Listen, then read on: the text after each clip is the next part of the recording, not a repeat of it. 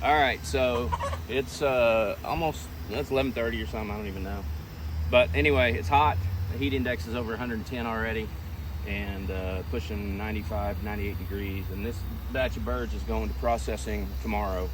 So I got to keep them cool. So I've got a fan blowing. I spray some water on them, and I wet down their grassy area. So we're gonna get these guys sprayed down.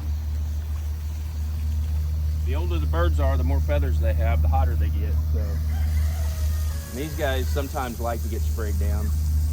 Sometimes they just run. There you go, dude. Get cool. Get cool. Get cool. Goofball. Usually once they get used to it, they're okay. They like it. Cools them off. I come out here about every 2 hours and do this to all the birds. I got 5 batches of birds.